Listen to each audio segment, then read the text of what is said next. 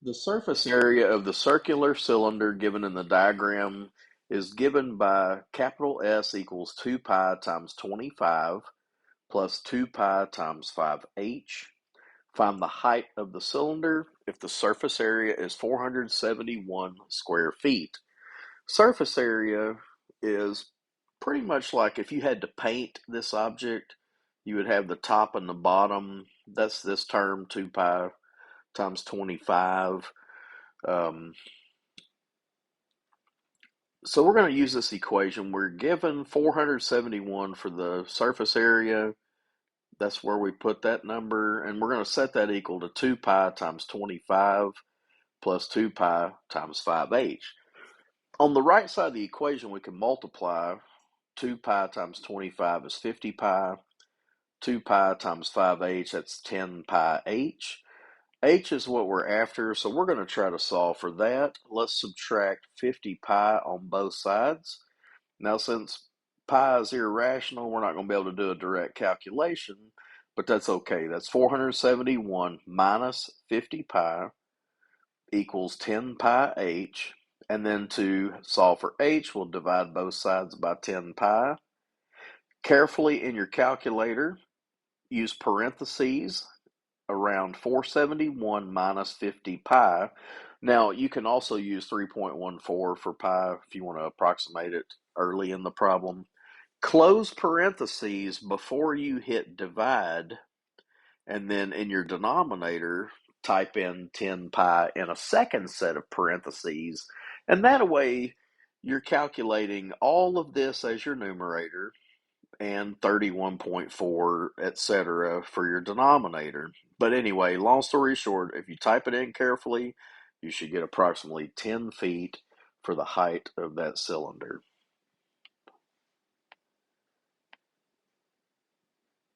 The surface area of the rectangular solid in the diagram is given by capital S equals 2 times 24 plus 2 times 4x plus 2 times 6x. We have two ends, two sides, and a top and bottom. All those six areas are added up, and that's what makes up the right side of this equation. We are asked to find the length of the box X if the total surface area is 248 square centimeters. So we put surface area equal to 248, and we're going to set that equal to 2 times 24 plus 2 times 4x plus 2 times 6x. We're solving for x, so I have that highlighted in pink. Let's do our multiplication. We have 48 here, 8x in the middle, and 12x on the right end. These two terms are like terms, and they have a grand total of 20x. Solving for x, let's subtract 48 on both sides. That leaves 200 equals 20x. Divide both sides by 20, and we'll get x equals 10 centimeters.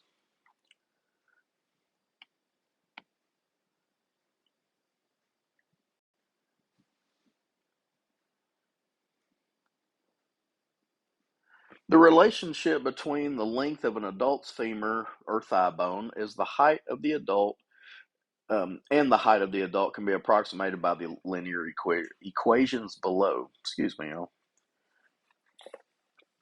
Okay, so our top equation represents the relationship between the length of the adult femur and the height of the adult for female. And then the second equation we can use for a male. Y is the length of the femur, X is the height of the adult in inches. And so we'll refer to these equations and this diagram. Okay, so first thing we're asked to find is a crime scene investigator discovers a femur belonging to an adult human female. The bone is 17 inches long. Estimate the height of the female in inches, round to 1 decimal place. So we're given Y, the length of the femur, was 17 inches. I recopied the female equation from above. We're going to put 17 where this Y is.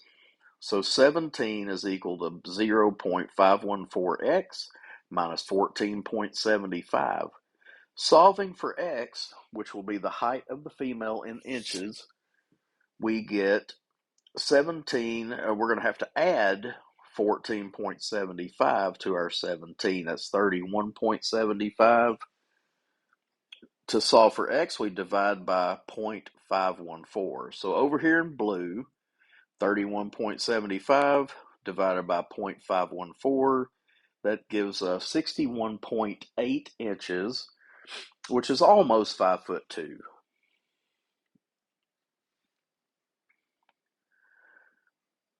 Officials later discover an adult male femur that's 23 inches long in a shallow grave nearby. Is it possible the femur belongs to a missing man who was 6 feet 3 inches tall? I have recopied the equation for the male. We have a femur length of 23 given, so that's y. We're going to set that equal to 0.532x minus 17.03. Solving for x, we're going to separate and add 17.03 to both sides. That gives us 40.03 equal to our variable term. So recalling all this, when you're solving for a variable, you use adding or subtracting to separate variable terms from non-variable terms. Once you have the separation, then we can use division to separate x all the way. So 40.03 divided by 0.532, this is over here in orange, gives us 75.2 inches. That could be the missing man because 6 feet 3 inches is 75 inches, and that's very close.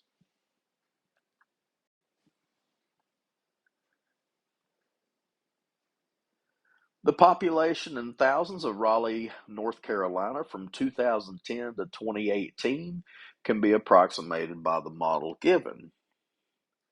This model is good for t values between 0 and 8, where t represents the year starting at 2010. So t equals 0 corresponds to 2010.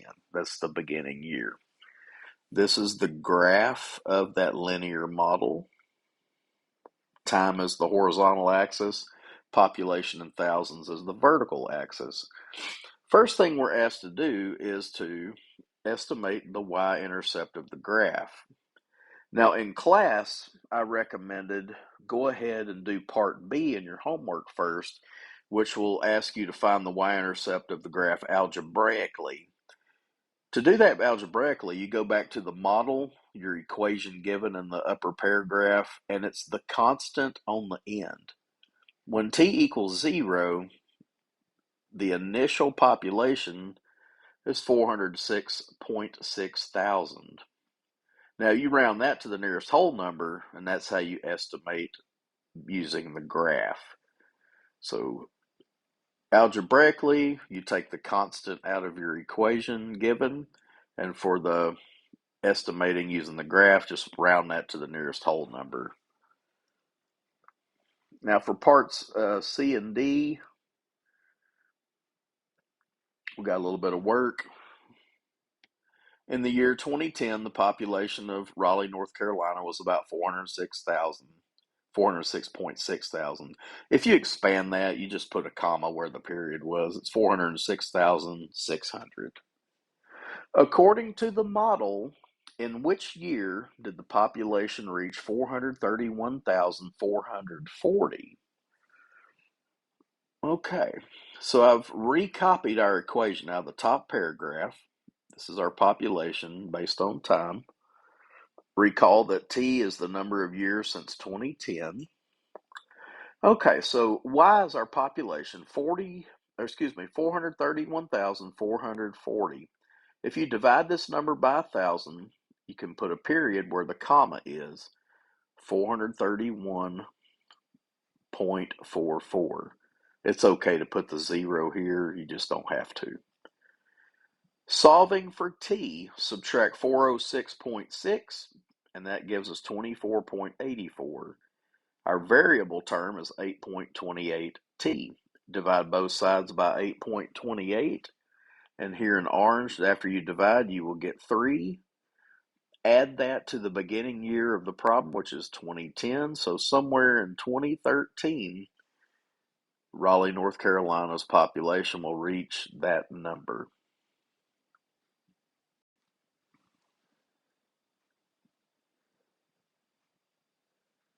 The population in thousands of Flint, Michigan from 2010 to 2018 can be approximated by this model. Notice your variable term is negative. That just means a decline in population. This 101.8 thousand, that represents the initial population. So algebraically, that's your starting population in 2010. 101.8, if you round to the nearest whole number, you get 102, and that's just ballpark estimating your initial population. So again, algebraically, you take the constant from your equation. For you estimating on a graph, you can either look at it or just round that number to the nearest whole number. What that tells us is that in the year 2010, Flint, Michigan's population was about 101.8 thousand, or in expanded form, 101,800. According to the model, in which year did the population reach 98,000? If we divide that by 1,000, we get 98. This is a reminder of our population model. If y is set equal to 98, we subtract 101.8, and that gives us negative 3.8 equals negative 0.77t. We've separated the non-variable term from the variable term. Divide both sides by negative 0.77, and we will get 4.9. So that tells us that, again, the original year is 2010 for the model. That tells us that almost to 2015 before Flint, Michigan's population reaches, or actually declines to 98,000. It's not quite 2015, but it's real close.